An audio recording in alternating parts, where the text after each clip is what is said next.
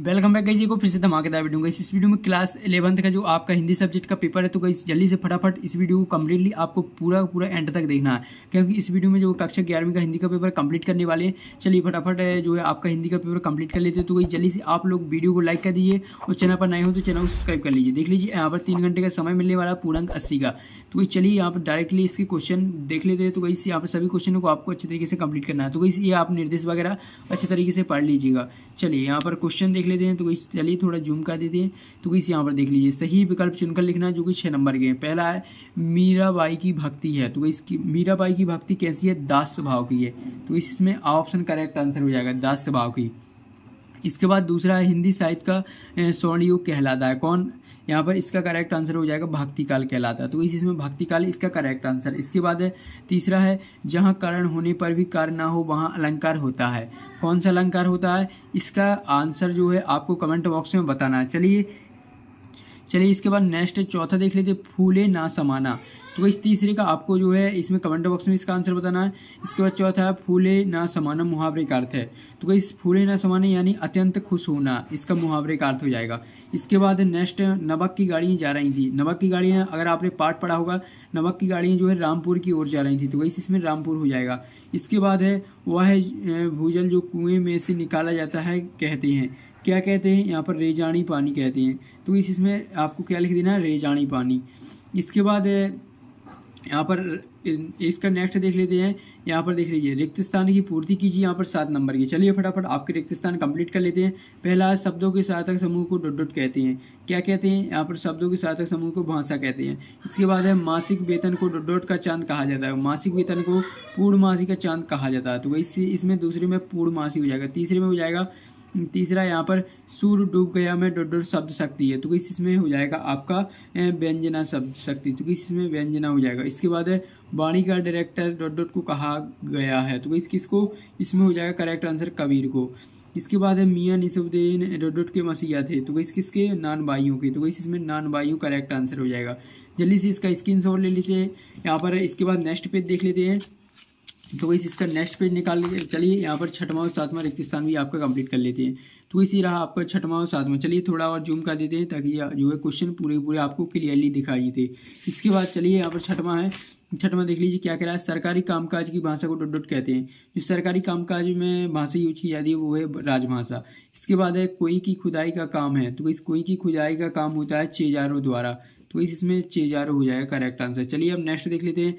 Next यहाँ पर तीसरे क्वेश्चन में सही जोड़ी का मिलान कीजिए। तो 6 नंबर की सही जोड़ी का मिलान करना। चलिए पहला मीरा की प्रभु हो जाएगा गिरधर नागर। इसके बाद है साकेत का आपको मिला देना महाकाव्य। साकेत एक महाकाव्य है। रोला प्लस दोहा। तो इस रोला प्लस दोहा का हो जाएगा कुंडलिया। इसके बाद है गलता लोहा का हो जाएगा शंकर जोशी इसका करेक्ट आंसर हो जाएगा। इसके बाद 5वां सरकारी कामकाज की भाषा आपको पता राजभाषा है। इसके बाद है ये आपके सभी क्वेश्चन कंप्लीट हो जाते हैं। तो सॉरी यहाँ पर 6वां और रह गया। यहाँ पर स्वर सामग्री लता मंगेशकर। तो इससे आपकी सही जोड़ी कंप्लीट हो जाती है 6 नंबर की। फटाफट इनकी स्क्रीनशॉट ले लीजिएगा। इसके बाद आ जाती है क्वेश्चन चौथा की ओर। क्वेश्चन चौथा में देख लीजिए, एक से वाक्य में इसका उत्तर बताना है, जो कि 7 नंबर की। चलिए फटाफट इनके आंसर देख लेते हैं। पहला है चिरंगा का किस का प्रतीक है? चिरंगा आपका जो प्रतीक है वो सकारात्मक विचार होगा। तो इसमें लिख देना है सकारात्मक इसका करेक्ट आंसर हो जाएगा। इसमें आपको क्या लिख देना है? सकारात्मक। इसके बाद नेक्स्ट जाता है चंपा कवि से क्या कहती है? इसमें लिख देना आपको कलकत्ते, इसका करेक्ट आंसर हो जाएगा कलकत्ते। इसमें कलकत्ते पर इसमें लिख देना कलकत्ते पर बजर गिरे। तो इसमें लिख देना है कलकत्ते पर बजर गिरे, इसका करेक्ट आंसर हो जाएगा। इसके बाद 2 महाकाव्यकारी के नाम तथा एक रचना का नाम लिखना है। तो इस पहले देख लीजिएगा, यहाँ पर लिख देते। पहला हो जाएगा तुलसीदास की हो जाएगी यहाँ पर तुलसी। यहाँ पर देख लीजिएगा तुलसीदास लिख देना है। फिर इसके जो है इनकी जो रचना हो जाएगी रामचरितमानस हो जाएगा। तो इस आपको क्या लिख देना है? रामचरितमानस। तो इतना आपको लिख देना है रामचरितमानस, इसका करेक्ट आंसर हो जाएगा। इसके बाद है दूसरा आपको लिख देना है जयशंकर प्रसाद। दूसरे का भी हो जाएगा जयशंकर प्रसाद। तो इस जयशंकर प्रसाद हो जाएगा। इसके बाद है इसमें जो है इनकी जो रचना हो जाएगी वो हो जाएगी यहाँ पर चलिए नीचे लिख देते हैं। नीचे हो जाएगी कामायनी। तो इस कामायनी जो है इसकी इनकी रचना हो जाएगी जो महाकाव्य है। तो इस कामायनी इसका करेक्ट आंसर हो जाएगा। इसके बाद अब देख लीजिए दो महाकाव्य जो काव्य महाकाव्यकारी के नाम हो जाएंगे वो एक एक रचना। इसके बाद है पंडित अलाउद्दीन ने मुंशी बंशीधर को किस पद पर नियुक्त किया था। तो इसका उत्तर हो जाएगा मैनेजर। तो इसमें लिख देना मैनेजर, मैनेजर इसका करेक्ट आंसर हो जाएगा। इसके बाद है आपू की माँ का क्या नाम था।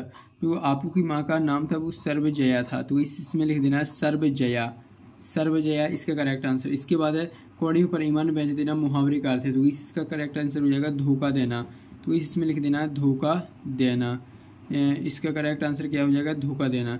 इसके बाद है रेजानी पानी किसे कहते हैं। तो इस रेजानी पानी आपको पता होगा जो बारिश में से जो बारिश होती है वो है ज़मीन जो बारिश के कारण जो पानी ज़मीन के अंदर पहुंच जाता है लेकिन भूजल में नहीं जा पाता। तो उसी को जो है रेजानी पानी कहते हैं। तो इसकी जो है एक लाइन की परिभाषा तो आप अच्छे तरीके से लिख लीजिएगा। इसके बाद है यहाँ पर पाँचवा है सत्य सत्य चुनकर लिखना है जो कि 6 नंबर की। चलिए फटाफट आपके सत्य सत्य देख लेते हैं।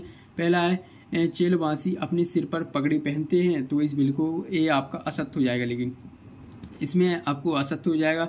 इसके बाद है पटकथा को अंग्रेजी में स्क्रीन प्ले कहा जाता है। तो इस बिल्कुल सत्य है, तो इसी आपका सत्य हो जाएगा।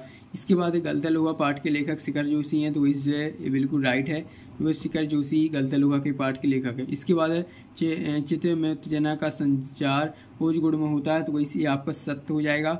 इसके बाद है नेक्स्ट है यहाँ पर कठोर वर्णों की आवृत्ति मधुर गुण में होती है। तो इसी आपका असत्य हो जाएगा। इसके बाद नेक्स्ट देख लेते हैं। नेक्स्ट यहाँ पर सुदक्कड़ी भाषा का प्रयोग कवि ने किया। तो इसी आपका सत्य हो जाएगा। तो इसी आपके सत्य कंप्लीट हो जाते हैं।